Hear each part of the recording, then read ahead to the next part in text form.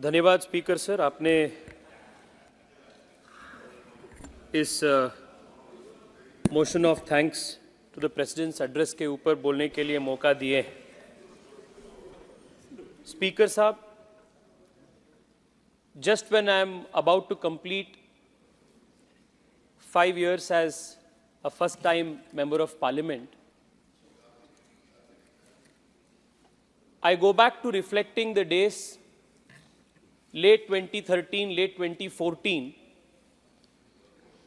when for the very first time many young people of my age then took to the streets in various protest places across the country in the Anna Hazare led protests. देश में एक प्रकार का निराशा का माहौल था। रोज अखबार में बड़े बड़े स्कैंडल्स के, करप्शन स्कैम्स के रोज न्यूज़ आते थे। दिल्ली हो या मुंबई हो, अखबारों में रोज हम टेररिस्ट अटैक्स के बारे में देखते थे, पढ़ते थे। निर्भया के जो घोर रेप एपिसोड हुआ था, that had also shaken the conscience of the nation. एक प्रकार के सरकार के प्रति और पूरे पॉलिटिकल सिस्टम के प्रति ही एक विश्वासहीनता देश में एक पैदा हुआ था। और उस प्रकार के एक निराशा के माहौल में नरेंद्र मोदी जी जैसे एक रे ऑफ होप देश को मिला और मेरे जैसे करोड़ों करोड़ों नौजवान अपने पूरे ताकत मोदी जी के पीछे लगाकर 2014 में पूर्ण बहुमत की भारतीय जनता पार्टी की मोदी जी के नेतृत्व वाली सरकार को हमने लेकर आए। और आज पिछले 10 साल के जो व्यवस्था है, पिछले 10 साल के जो परिवर्तन हुआ है, उसका जब एक अवलोकन हम करते हैं, मुझे लगता है कि जो पिछले 10 साल है वो ये देश के स्वर्णिम 10 साल में अत्यंत अग्रणी स्थान पर ये 10 साल गिन जाता है। The last 10 years have been the most transformative 10 years, the decade of transformation in the country's political history. And the kind of paradigm shift that the country's politics, the country's society, the country's economy has seen and witnessed in the last 10 years is historic in every sense. Which is why, Speaker Sir, I feel that whenever the history of this government's and the Prime Minister's legacy will be written, India's political history can be divided into two broad parts: before Modi and after Modi. Modi से पहले का भारत और मोदी के बाद के भारत, क्योंकि इतना बड़ा बदलाव देश में पिछले 10 साल में हुआ है। माननीय अध्यक्ष जी, मैं सिर्फ 3-4 बड़े बड़े जो ऐसे चेंजेस हैं, परिवर्तन देश में आया है, उसका ही जिक्र मैं आज के भाषण में करना चाहता हूं। अध्यक्ष जी, पहला जो चेंज है वो तो यह है कि देश के जो ओवरऑल माहौल था वो डेस्पोंडेंसी में था, पूरा एक निराशा का माहौल था। और आज देश ऑप्टिमिज्म के साथ, होप के साथ, कॉन्फिडेंस के साथ उभर कर चुका है। Every day we see and hear of new achievements of the country, whether it is the achievement in Chandrayaan, whether it is our unprecedented medal tally in the Asian Games, whether it is our achievement in aerospace, whether it is the achievements of our startups. Every single day we are hearing stories of achievements and success, and despondency has given way to hope and optimism. Modi से पहले निराशा था, मोदी के बाद आशा है. This is the change that Narendra Modi ji has brought to the country in the last 10 years. अध्यक्ष जी, इससे पहले भी देश में कई सारे सरकारें थे, सरकारें आए, सरकारें गए, पर जो देश के बड़े बड़े समस्याएं थे उसका समाधान नहीं हुआ था। क्योंकि जो पॉलिटिकल कल्चर था देश में वो ये था कि जो भी समस्याएं थे उसको समाधान ढूंढने के बजाय वो समस्याओं को पोस्टपोन करने का जो प्रक्रिया था वही ज्यादा सरकार ने किए थे. Maximum efforts of the governments earlier were to postpone the problems and not to resolve the problems. But one of the characteristic feature of the Narendra Modi government is that this is not a government that has shied away from resolving decades and centuries old problems. This is a government that does not believe in postponing problems, but this is a government that believes in resolving problems. This is the defining character of the Narendra Modi government. Multiple examples. For almost 70 years, the country waited for a decisive action on Kashmir, on Article 370. But multiple governments that came took no action, and the country was literally bleeding by 1,000 cuts. पर जो 70 साल से नहीं हुआ था, उसको इसी सरकार ने इसी टर्म में आर्टिकल 370 को दुरुस्त करके 70 साल के समस्या को हमने समाधान दिया. लगभग 40 साल से अधिक समय से अपने करोड़ों करोड़ों जवानों ने ओआरओपी का हक मांग रहा था, बट ओआरओपी का समस्या भी ऐसे ही पोस्टपोन होते जा रहा था. 40 साल के समस्या को भी ओआरओपी का समाधान नरेंद्र मोदी सरकार ने किया है, अपने सरकार ने किया है. कारगिल युद्ध के समय के बाद से एक चीफ ऑफ डिफेंस स्टाफ के इंस्टीट्यूशन को एस्टैब्लिश करने का मांग देश में था. लगभग 20 साल से यह मांग भी पोस्टपोन होते जा रहा था. सरकारें आई, सरकारें चली, but India's demand of a strong, coordinated chief of defense staff and creation of this institution was not met. But इसका भी समाधान नरेंद्र मोदी के सरकार में हुआ, और आज मल्टीपल थिएटर्स में, मल्टीपल फ्रंट्स में कोऑर्डिनेटेड एफर्ट्स के साथ, if India can answer the external efforts and attacks, it is because we created the institution of the chief of defense staff. कई सारे जो नॉर्थ ईस्ट के समस्याएं थे, वो नागा अकॉर्ड हो, बोडो के इश्यू हो, मिजोरम के इश्यू हो, मणिपुर के इश्यू हो, बांग्लादेश से जुड़े हुए लैंड एग्रीमेंट हो, ये सभी इश्यू 70 साल से पेंडिंग था. आज नॉर्थ ईस्ट में मैक्सिमम अपने प्रदेशों में आज शांति के व्यवस्था आज हो चुके हैं, तो इसका समाधान भी नरेंद्र मोदी के सरकार के समय में हुआ है. इतना ही नहीं अध्यक्ष, ये तो 50 साल, 70 साल, 40 साल का समस्या था. 500 साल से देश के समाज, देश के हिंदू समाज, भारतीय समाज अयोध्या के राम मंदिर इश्यू को सॉल्व करने के लिए, समस्या को समाधान करने के लिए वो प्रतीक्षा में थे. और ये कहते हुए गर्व है कि हम सब के वोट के वजह से जो नरेंद्र मोदी जी के सरकार सत्ता में आई, इस सरकार के प्रयासों से 500 साल के जो अपने प्रतीक्षा थे वो भी समाप्त हो गए और भव्य राम मंदिर अयोध्या में बन गए. So this is a problem solving government. So Modi ji आने से पहले समस्या थी और मोदी के बाद समाधान है. ये बिफोर मोदी और आफ्टर मोदी के फर्क है. अध्यक्ष जी, इस सरकार के सबसे बड़ा जो उपलब्धि है, one of the biggest achievements of this government is the fact that we have lifted 25 crore people out of poverty. और अध्यक्ष जी, ये जो अचीवमेंट है, इसका ह्यूमन पॉपुलेशन के कॉन्टेक्स्ट में हम देखें तो पता चलता है कि ना यूरोप में, ना चीन में, ना यूनाइटेड स्टेट्स में इतने बड़े आबादी को इतने कम समय में गरीबी से बाहर ले आने का काम विश्व के इतिहास में नहीं हुआ है. पहली बार जो हुआ है वो मोदी जी के नेतृत्व में भारत में हुआ है. और मेरे से पहले जो राजेंद्र अग्रवाल जी बात कर रहे थे, स्पीकर साहब बात कर रहे थे, आपने बहुत एक महत्वपूर्ण विषय को आपने उठाया, फाइनेंशियल इंक्लूजन के बारे में. अध्यक्ष जी, अपने सरकार आने से पहले तक देश के मैक्सिमम परसेंटेज पॉपुलेशन के पास एक बैंक अकाउंट तक नहीं था।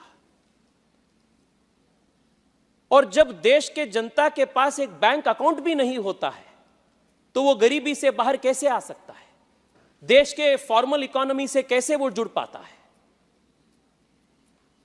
और पिछले 10 साल में हम 50 करोड़ से अधिक गरीबों को बैंक अकाउंट से जोड़कर हम फॉर्मल इकोनॉमी के माध्यम से उनको भलाई करने का, गरीबी से मुक्ति दिलाने का काम नरेंद्र मोदी सरकार ने पिछले 10 साल में किया है। And when somebody gets connected to the banking system, Adhyaksh ji, it is very natural that they get introduced to a lot of other formal products. देश में इंश्योरेंस का जो कवरेज था, परकोलेशन जो था, वो अत्यंत कम था। पर ये जनधन अकाउंट में लगभग 50 करोड़ जनता जुड़ने के बाद इंश्योरेंस का भी कवरेज देश में ज्यादा हो चुका है। वो आयुष्मान भारत हो सकता है, प्रधानमंत्री बीमा योजना हो सकता है, या 20 रुपए में जो एक्सीडेंट इंश्योरेंस प्रधानमंत्री जी के मिल रहा है वो हो सकता है। ऐसे जो फाइनेंशियल प्रोडक्ट्स को देश के एलीट वर्ग टेकन फॉर ग्रांटेड मानते हैं, ऐसे कई सारे इंश्योरेंस जैसे प्रोडक्ट्स को पहली बार देश के गरीब तक पहुंचाने का काम अपने सरकार ने किए हैं, नरेंद्र मोदी सरकार ने किए। अध्यक्ष जी, अपने पहले टर्म में जो पिछले 75 साल के 70 साल के जो कमियां थी उसको हम सुधार किए। मोदी जी के सेकेंड टर्म में आर्टिकल 370 हो, राम मंदिर हो, या आज ही उत्तराखंड में यूसीसी लागू करने के लिए ड्राफ्ट प्रपोजल भी हमने पेश किए हैं। ऐसे जो अपने कोर आइडियोलॉजिकल एजेंडा थे उसका भी काम करने का काम दूसरे टर्म में हमने किया। और आने वाले दिनों में और मोदी जी के तीसरे टर्म में विकसित भारत का फाउंडेशन जो है और एस्पिरेशनल ड्रीम्स को फुलफिल करने का काम भी इस सरकार ने करेगा। This is the massive change that the country's polity has seen in the last 10 years. इसलिए देश के युवा कह रहे हैं, मोदी से पहले देश में गरीबी था, मोदी के बाद देश में समृद्धि है। Before Modi there was poverty, after Modi there is prosperity. This is the change the Modi government has seen in the last 10 years. अध्यक्ष जी, ये गरीब कल्याण रेवड़ी बांटने से नहीं हुआ है। ये गरीब कल्याण गरीबों को सरकार के ऊपर परावलंबित करने से नहीं हुआ है, पर मोदी जी देश के गरीबों को आत्मनिर्भर करने का, स्वावलंबन करने का एक नया तरीके के साथ मोदी जी ने काम किए। मैं आपको अध्यक्ष जी एक उदाहरण देना चाहता हूं, आपके माध्यम से देश का भी ध्यान इस विषय पे आकर्षित करना चाहता हूं। ये क्या है मोदी जी के विजन, मोदी सरकार के इकोनॉमिक अप्रोच और बाकी पार्टियों के अप्रोच में फर्क क्या है? इसके सबसे बड़ा एग्जाम्पल है जो नए स्कीम प्रधानमंत्री सूर्योदय योजना मोदी जी ने लॉन्च की है। यह सबसे बड़ा एग्जाम्पल है। हम देखे हैं अध्यक्ष जी, पिछले 2-3 जनरल स्टेट इलेक्शंस में कांग्रेस पार्टी से लेकर आम आदमी पार्टी तक चुनाव से पहले जनता के पास ये जा रहे हैं और वादा दे रहे हैं कि हम 200 यूनिट फ्री दे रहे हैं, 300 यूनिट हम फ्री देंगे इलेक्ट्रिसिटी। ये रेवड़ी बांटने का काम ये कर रहे हैं और सरकार के ऊपर गरीबों को निरंतर अवलंबित करने का काम वो कंटिन्यू कर रहे हैं। पर मोदी जी अवलंबित करना नहीं चाहते, परावलंबी उनको करना नहीं चाहते, स्वावलंबन करना चाहते। इसलिए पीएम सूर्योदय योजना में हमें गरीब के घर पर सोलर रूफटॉप लगाने के लिए हम उनको प्रोत्साहित करेंगे, सब्सिडी देंगे, उनको ताकत देंगे।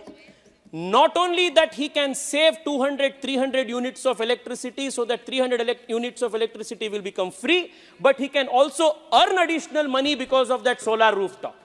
ये अपने इकोनॉमिक अप्रोच में फर्क है। हम गरीब को गरीब रख के उनको वोट बैंक बनाकर कैरियर से वो अपने पॉलिटिकल फायदा उठाने का सोच भारतीय जनता पार्टी या नरेंद्र मोदी सरकार नहीं करते हैं।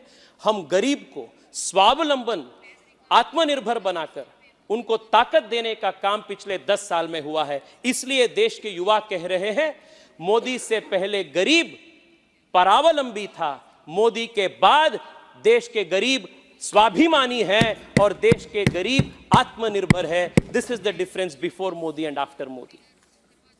अध्यक्ष जी, इसके साथ साथ देश के इतिहास में लगभग पिछले 70 साल में मोदी से पहले देश में जो राजनीतिक परिभाषा था सेक्युलरिज्म और सोशलिज्म को लेकर, वो इतना परवर्टेड हो चुका था, इतना उसमें अडल्ट्रेशन आ चुका था कि उसका जो मूलभूत विचार था, संविधान के जो मूलभूत विचार था, वो ही अडल्ट्रेट हो चुका था। द परवर्टेड डिस्कोर्स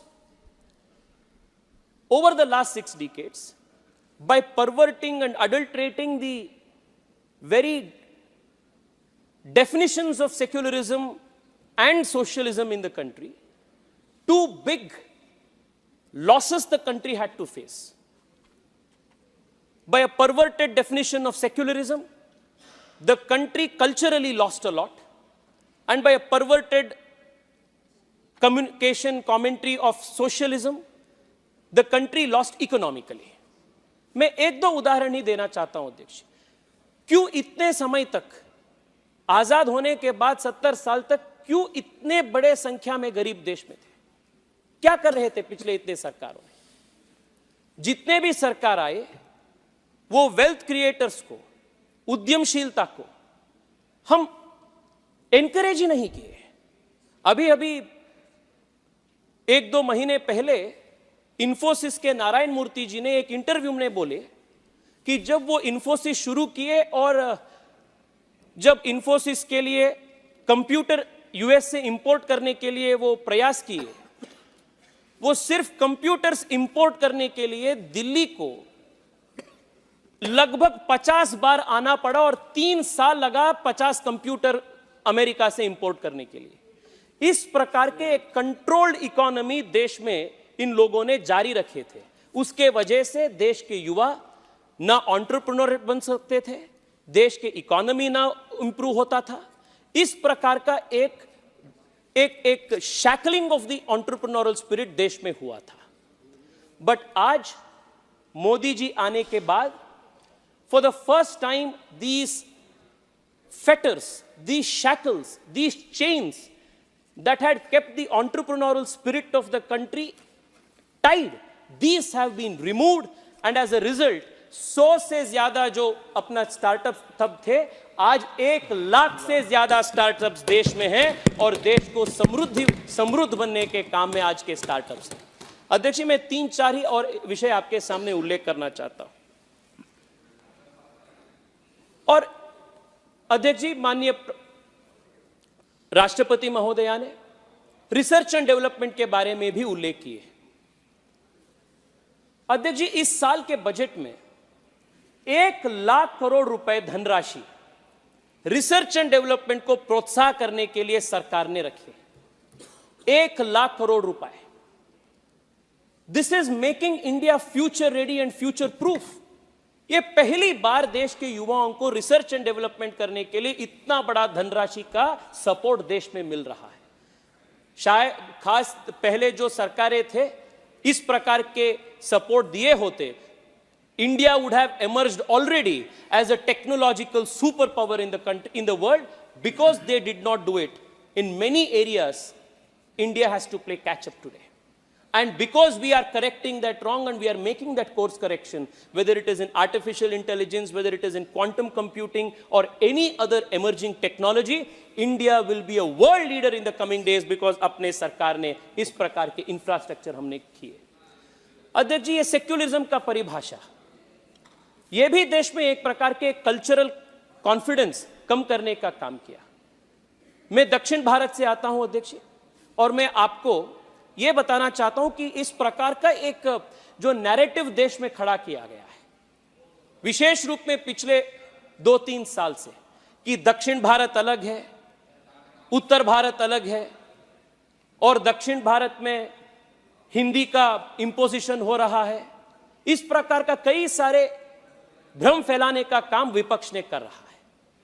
मैं अध्यक्ष जी एक और बात पे भी आपका ध्यान आकर्षित करता हूं। कल कर्नाटका से जो एमपी थे, कांग्रेस पार्टी से एमपी, वो दक्षिण भारत के प्रत्येक राष्ट्र मांगने का काम भी कल उन्होंने किए। इससे बड़ा अगौरव इस सदन के प्रति क्या हो सकता है? I am astounded, Adhyaksh ji. I am ashamed. I am ashamed that a sitting member of parliament has not only violated his oath, but has also betrayed the true intention of the Congress party by demanding a separate nationhood for the southern states of India. There are two things I want to bring to your attention, Adhyaksh. Bar bar DMK के सदस्य, बार बार कांग्रेस के जो south से जो MPs आते हैं, वो ये हिंदू इंपोजिशन के बारे में बात रखते रहते हैं। कार्ति जी भी है, he also keeps speaking about Hindi imposition. I want to tell you through this August House, through you, Adhyaksh ji. I come from Karnataka. My mother tongue is Kannada. I do not want any kind of Hindi imposition. And if there is one party that has resisted Hindi imposition, has been against imposition of any kind, has always supported the vitality, diversity of various languages in India, it is my party, the Bharatiya Janata Party. I want to give you one example from the Constituent Assembly. Now, because please this, Adhyaksh ji, I'll just take 2 more minutes, because this is a very important issue. Okay. Even yesterday, there were members of the DMK, there were members of the Congress party who created this argument about Hindi imposition. When the debate was being held in the Constituent Assembly, Adhyaksh ji, on what should be the official languages of India, it was Shyama Prasad Mukherjee, who was the founder of the Bharatiya Janasangh, the earlier avatar of the Bharatiya Janata Party, who said this, and I quote, "Some of my friends spoke eloquently that a day might come when India shall have one language and one language only. Frankly speaking, I do not share that view. And when I say so, I am not ignoring the essential need for creating that national unity of India, which must be the foundation stone in our future reconstruction. That unity must be achieved by allowing those elements in the national life of our country which are today vital to function, and function in dignity, harmony, and in self-respect. Today, it stands to the glory of India that we have so many languages from the north to the south, from the west to the east, each one of which in its own way has made contributions which have made Indian life and civilization what it is today. If it is claimed by anyone that by passing an article in the Constitution of India, one language is going to be accepted by all by a process of coercion, I say, sir, that will not be possible to achieve. Unity in diversity is India's keynote and must be achieved by a process of understanding and consent, and for that a proper atmosphere has to be created." This was the position of the Janasangh and Shyama Prasad Mukherjee. This is still our position, Karti ji. I will tell you why. I will tell you why. And I will tell you why it was your party, the Congress party, which was the original party of imposing Hindi on the southern language, in the southern states. Adhyaksh ji, पिछले 70 साल में, in the last 60 years, Adhyaksh ji, the Congress party got 4 opportunities to draft the country's national education policy. And every time, the Congress party's national education policy came with a 3-language formula. And what were these 3 language formulas? In all the non-Hindi speaking states, Hindi was made compulsory. Who made these policies? It was Jawaharlal Nehru, it was Indira Gandhi, it was Rajiv Gandhi, and it was not reviewed by Manmohan Singh. For the first time, through the national education policy of 2020, Narendra Modi government has changed this compulsory Hindi policy and made study of any regional language of India possible. We have for the first time introduced provisions to study higher education in mother tongue. Now, please We have made it compulsory to make primary education in mother tongue. Karti ji, these are the facts that are staring at you and your party. So please stop the bogey that the Bharatiya Janata Party is the party that imposes Hindi. Stare at the facts that are staring you. Acknowledge that it was your party that imposed Hindi on coercively on the non-Hindi speaking states of the country. Adhyaksh ji, I want to conclude only with one thing. पिछले 10 साल में एक cultural Renaissance में देश में हुआ है और एक कल्चरल रिनेसांस देश के युवाओं में विशेष रूप में एक नया आत्मविश्वास जागृत किया है और ये नए आत्मविश्वास देश के हर प्रकार के in all walks of life we are witnessing this new found self confidence especially the world is taking note of this. And today India is not only exporting defense equipments, India is only not exporting automobile components, India is not only exporting electronic equipments. Speaker sir, India is today also exporting good governance models to the world, which the world is taking note of. For example, the world is taking note of how India managed COVID. The world is studying that model. The world is also looking at how India has set for itself and for its population a digital public infrastructure which is the best in the world. Many countries are drawing inspiration from this. Not just that, even legislative techno-legal solutions like the ones that we have devised in the data protection law are the ones that the world is taking inspiration from. Modi से पहले अध्यक्ष जी, प्रधानमंत्री जी बनने से पहले हम Gujarat model से देश इंस्पिरेशन लेते थे।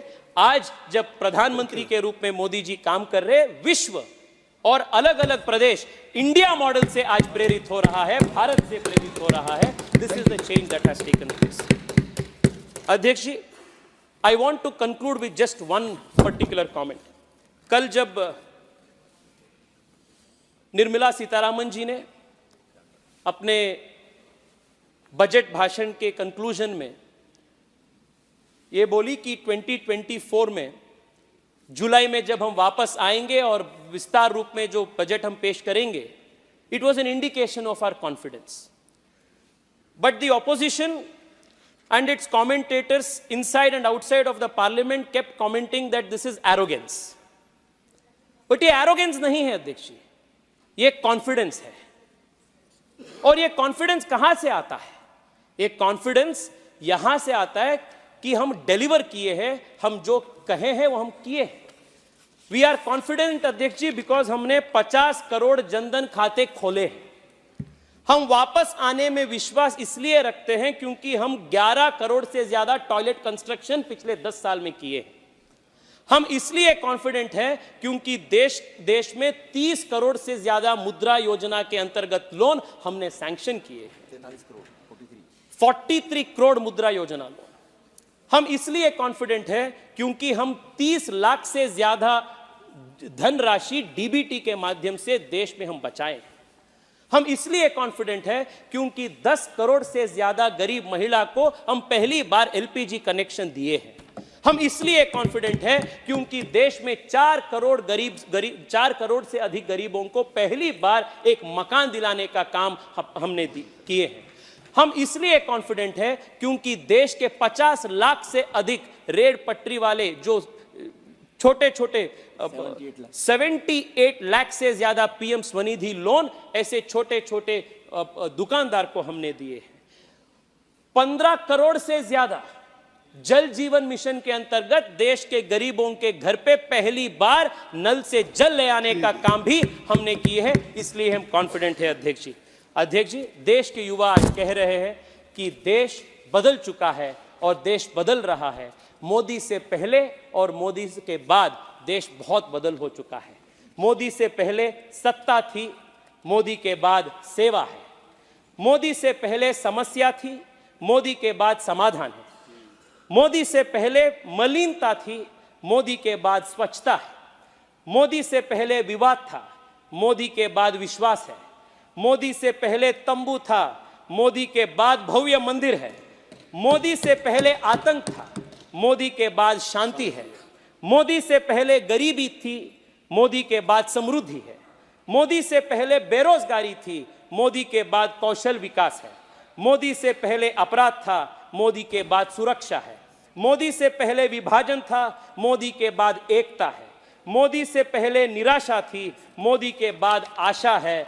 मोदी से पहले अव्यवस्था थी, मोदी के बाद व्यवस्था है। मोदी से पहले अन्याय था, मोदी के बाद न्याय है। मोदी से पहले तुष्टीकरण था, मोदी के बाद सबका साथ सबका विकास है। मोदी से पहले परिवारवाद था, मोदी के बाद लोकतंत्र है। मोदी से पहले भय था, मोदी के बाद धैर्य है। मोदी से पहले परावलंबन था, मोदी के बाद आत्मनिर्भरता है। ये भारत में जो पिछले 10 साल में परिवर्तन हुआ है, ये पिछले 10 साल का परिवर्तन है अध्यक्ष जी। With full confidence that the people of India and 140 crore भारतीयस will bless the Prime Minister for a historic third term. I thank you for giving me this opportunity to speak and thank the Honorable President for this motion of thanks. Thank you. माननीय सदस्यगण, 6 बजने वाले हैं। सदन की इजाजत हो तो 2 घंटा समय इसका बढ़ा दिया जाए। ठीक है श्री जी असदुद्दीन ओवैसी जी।